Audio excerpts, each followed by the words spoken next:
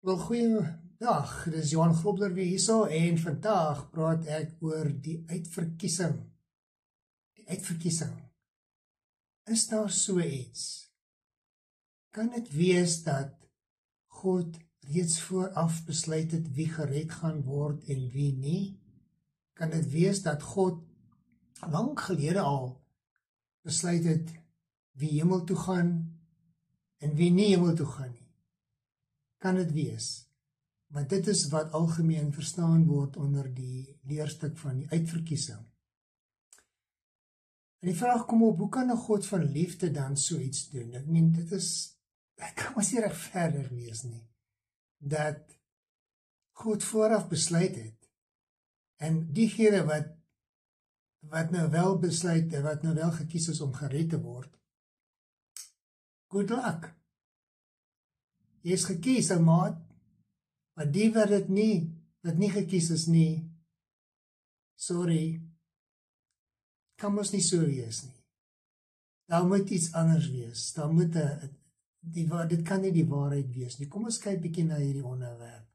En jy weet, die ding is dat uitverkiesing word wel in die Bybel genoem. Dit word genoem, dit staan daar. Dit is nie asof die teoloog dit so met die duim uitgesuig het nie, daar word verwys na uitverkiesing. En ek gaan vir julle verduidelik wat beteken dit en wat dit behels.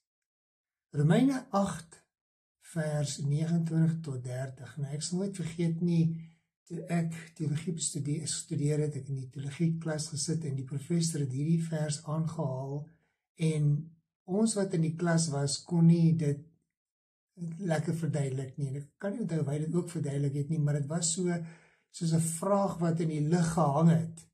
Hierdie Romeine 8 vers 28, of eintlik ek gaan lees van vers 29 af tot 30 gaan nou vir julle lees. En terloops, hier's baie tekste wat ek nou wil verwys in hierdie video, en ek dink om dit makliker te maak vir u wat die luisteraar is, en wat kyk na hierdie video, is dat ek teen die einde 'n lys van hierdie tekste sal wys, sodat as jy wil dat jy dit op pause kan sit en dit kan afskryf as jy dit verder wil bestudeer.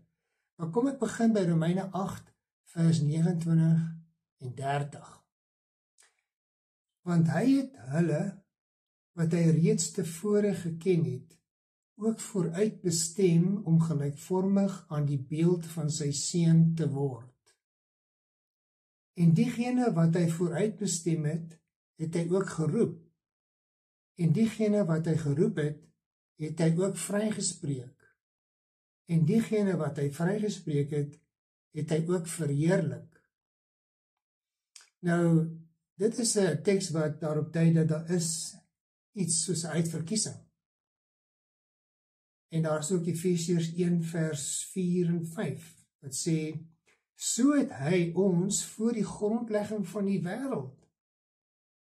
Nou, die beter vertaling is eintlik voor die omverwerping van die wêreld, maar nietemin, dit is lank gelede, lank voor enige mense gebore is, of gevorm is, voor die grondlegging van die wêreld het hy ons in hom uitgekies, sodat ons heilig en onberispelik in liefde vir hom sou wees, nadat hy ons voorbestem het, om ons deur Jesus Christus as sy kinders aan te neem, soos hy dit volgens sy wil goed gedink het.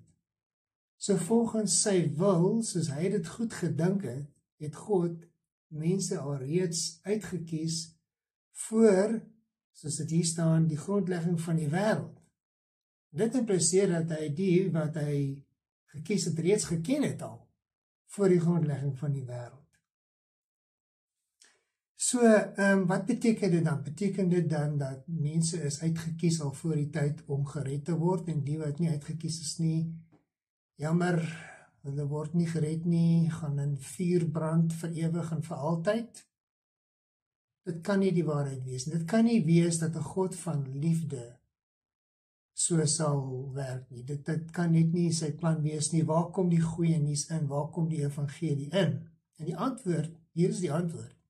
En ek weet, nie almal gaan saamstem met my nie, en dan gaan diegene wees wat my kritiseer, en dit is reg, hulle kan my maar kritiseer, maar ek sal tekste bied en wat sal dui dat dit wat ek sê is korrek. En die antwoord is so, die uitverkiesing het niks te doen met wie gered gaan word en wie nie gered gaan word nie. Dit het niks daarmee te doen nie. Die uitverkiesing is iets anders. Die ding is dat, jy weet, een van die algemene foute wat gemaak word in teologie en in interpretasies is dat mens aanvaar net eenvoudig dinge, want jy is so geleer. En dit is wat hier gebeur ook. Ons het nog goed aanvaar, ek ook, het aanvaar dat dit te doen met wie vir gered gaan word en wie nie gered gaan word nie. Maar daai aanvaarding het nie 'n basis nie.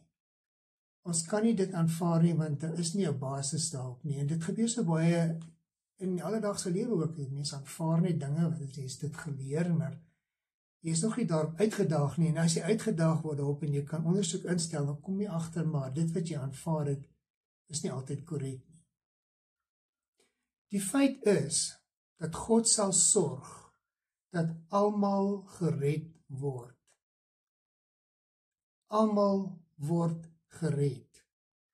Deur Jesus Christus se kruisdood en sy opstanding, almal word gered.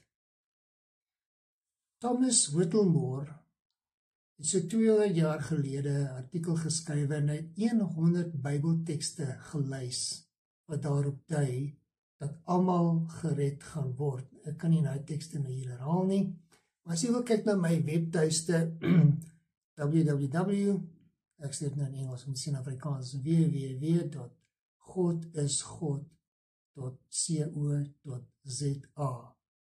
En dan sal jy kyk, daar's 'n artikel wat sê, of wat begin met die titel, Leer die Bybel dat almal gered word. En daar noem ek so 'n stuk of 10 Bybeltekste. Maar daar bestaan eintlik omtrent so 100. En dit is iets wat nie alledaags geleer word nie, né? So ek wil jou uitdaag, gaan kyk 'n bietjie, doen selfondersoek, moenie net aanvaar wat ek sê nie. Hier volg dan 'n paar tekste wat ek vir jou gaan noem. 2 Korintiërs 5 vers 18 en 19. En dit alles kom van God af, wat ons deur Christus met homself versoen het en aan ons die bediening van versoening gegee het. Dit bestaan daarin dat God in Christus die wêreld met homself versoen het en deur nie hulle oortredings toe te reken nie, en hy het aan ons die boodskap van versoening toevertrou. Nou hier moet ek vir u sê dat dit is hoe ek dit ook sien vir myself, vir my eie bediening, dat ek het 'n bediening van versoening, dat ek voel dat God het dit aan my toevertrou om hierdie boodskap van versoening uit te dra. En dit is nie dat die mensdom, of dat God aan die mensdom versoen moet word nie, hy is reeds versoen met die mensdom. Dit is dat die mens met God versoen moet word. En jy sê, nou daai stukkie waarheid het ek nie verstaan 10 jaar gelede nie. Ek het nou eers in later jare begin verstaan. Dan vat ek jou nou in Johannes 1 vers 29. En die volgende dag sien Johannes Jesus na hom toe kom en hy sê, kyk, die lam van God wat die sonde van die wêreld wegneem. Die sonde van die wêreld. Johannes die Doper het dit onder inspirasie van die Heilige Gees gesê, die lam van God wat die sonde van die wêreld wegneem. Kyk na 1 Johannes 4 vers 14, waar die apostel Johannes skryf en hy sê, en ons het dit aanskou en ons getuig daarvan dat die Vader die Seun as verlosser van die wêreld gestuur het. Die Vader die Seun as verlosser van die wêreld gestuur. Die hele mensdom.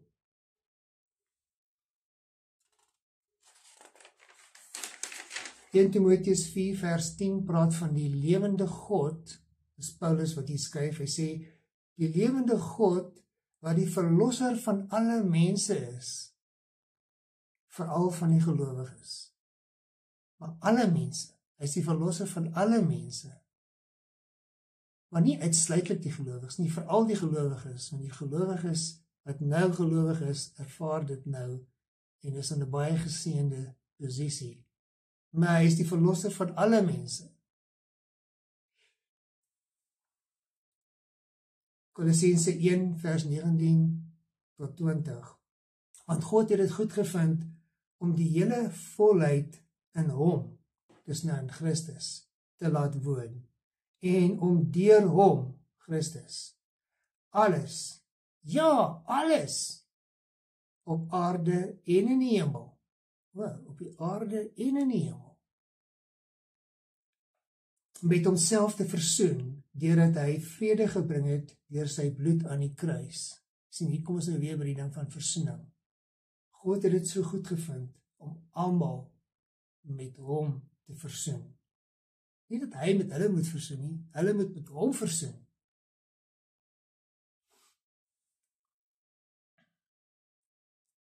Nou waar pas die uitverkiesingsleer dan in? As ek nou sê dat daar is so ding soos uitverkiesing, maar dan sê ek ook terselfdertyd almal gaan gered word. Waar pas die uitverkiesing in? En dan gaan ek vir sê, hier is dit. Die uitverkiesing gaan nie oor wie gered gaan word en wie nie. Dit gaan oor wie nou in hierdie leeftyd geloof gegee gaan word. Wie nou in hierdie leeftyd geroep gaan word. Oor wie nou sy oë oopgemaak sal word deur God vir die waarheid in hierdie leeftyd. En jy sien, daar is 'n volgorde. Party mense gaan dit nou kry in hierdie leeftyd, maar ander die meerderheid nie in hierdie leeftyd nie. Jy sien, daar is mense wat groot geword het in Indië, Pakistan, Afghanistan, Kazakhstan, amper sê ek Bantustan, wat nog nooit van Jesus gehoor het nie. Wat van hulle? Is hulle verlore? Nee, dit is net dat dis nie nou hulle tyd nie. Dis nie nou die tyd wat God met hulle werk nie, maar hy sal nog. Kom ons kyk na 1 Korintiërs 15 vers 22. Want soos almal deur Adam sterf, so sal almal in Christus lewend gemaak word. Dit is nog interessant hier om aan te dink. Almal sterf in Adam. Selfs die mense van Pakistan en Afghanistan. Almal. Christene ook, gelowiges ook, ons almal sterf in Adam, maar so sal almal in Christus lewend gemaak word. Hy sê almal. As almal in Adam sterf, daai selfe almal sal in Christus lewend gemaak word. Maar elkeen volgens 'n bepaalde orde. Kry dit? Dit is 'n volgorde. Dis nie almal op een slag nie. As eersteling Christus, daarna met sy koms hulle wat aan Christus behoort. En in vers 24 sê, dan kom die einde en dan gaan hy aan en sê in vers 28, gaan almal aan Christus onderwerp word op die ou einde. Almal. Ek wil jou uitnooi om 1 Korintiërs 15 bietjie te bestudeer en dit aandagtig deur te lees. Daar is groot waarhede in daai hoofstuk. Nou, dit is God se reg dan om mense voor die tyd te roep en ander nie te roep nie. Hy kan voor die tyd mense se oë oopmaak vir die waarheid volgens sy goeddinke en hy kan ook besluit om mense te verblind. En hy doen dit. Efesiërs 2 vers 8 tot 9. Want uit genade is julle verlos deur geloof. En juist dit kom nie uit julleself nie. Dit is die gawe van God. Dit kom nie uit eie werk en nie sodat niemand op iets mag roem nie. Nou selfs geloof, dat ons sê, ja, ek het geloof. Ons kyk op neerhalend op die wat dit nie het nie. Maar dit is 'n gawe van God ook, dat hy vir ons gegee het. Die van ons wat nou glo, dis 'n gawe van God. Ons het geen bragging rights nie. Ons het niks om oor te spog nie. Hy het dit vir ons gegee. Hy het nie vir ons gegee nie, hy het ons dit nie ontvang nie. Het is goed om dit te onthou. Romeine 11 vers 8. Soos daar geskryf staan, en hier word Paulus verwys na die profeet Jesaja in Jesaja 6 en ook Jesaja 29. Soos daar geskryf staan, God het aan hulle 'n trae gees gegee, oë wat nie sien nie, en ore wat nie hoor nie, tot op die dag van vandag. Nou, hy praat hier van Israel. Israel is verblind. Hy het Israel verblind, hulle kon nie sien nie, hulle kon ook nie Jesus Christus as die Messias sien nie. God het hulle verblind. En dit sê daar so, en as jy nou verder gaan, ek het dit nou nie neergeskryf, die verse 25 en 26 praat van, hy het hulle 'n verharding gegee, maar op die ou einde sal die hele Israel verlos word. Romeine 11 vers 26. So ja, dit is goed om daaroor na te dink. Het ek Romeine 11 vers 8? Ja, dit is wat ek nou mee besig is, maar dan Romeine 11 vers 32 ook. God het almal onder die ongehoorsaamheid ingesluit, sodat hy in almal ontferming kan betoon. Het jy dit gekry? God het almal onder die ongehoorsaamheid ingesluit. Verwys nie eintlik na Israel, maar dit kan ook deurgetrek word na die hele mensdom. Sodat hy aan almal ontferming kan betoon. Onthou daai. So hy gaan aan almal ontferming betoon, selfs die wat hy aanvanklik verblind het. Dis goed om dit te weet. Dis goed om dit te weet. So daardie argument wat soms geopper word, dat as iemand nie nou in hierdie leeftyd Jesus Christus aanvaar het nie, of geglo het nie, dan is dit verby. Dan is dit reguit op pad hel toe. Dis verkeerd. Ek weet daar is 1 of 2 versies en 2 skrifgedeeltes in die Bybel wat gebruik word om dit te staaf. Maar dis verkeerd, dit word verkeerd vertolk. En ek sal dalk op 'n ander video daardie tekste behandel. Daar is nie so 'n ding nie. Die mense van Indië en Pakistan en Bangladesh en daai plekke wat nie van die Jesus gehoor het nie, as hulle doodgaan, sommige van hulle as kinders, kan ons nie sê hulle moet hel toe gaan nie. Dit is onregverdig, maar dit staan ook nie in die skrif nie. God sê hy sal ontferming aan almal betoon op die ou einde. So, wat van die hel dan en wat van God se toorn? Dit is onderwerpe wat ek nie nou kan behandel nie. Daar's nie tyd nie, maar ek sal dit behandel in ander video's wat ek nog wil doen. Daar is so iets soos 'n tweede opstanding. Ons lees daarvan Openbaring 20. Ongelowiges gaan voor die wit troon van God staan. En dit is nie noodwendig veroordeling nie. Dit is net oordeel. God is regverdig. En dit sê mos daar, sy gaan aan almal ontferming bied.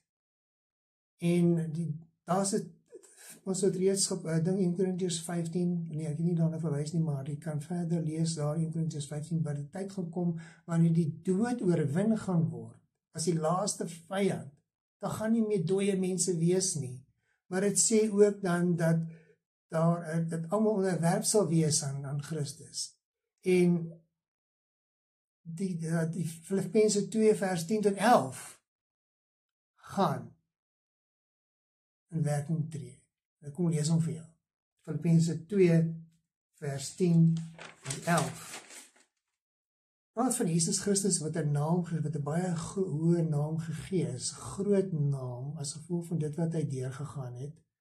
En dit sê dan in vers 10, sodat in die naam van Jesus elke knie sal buig, van diegene in die hemel en op die aarde en onder die aarde.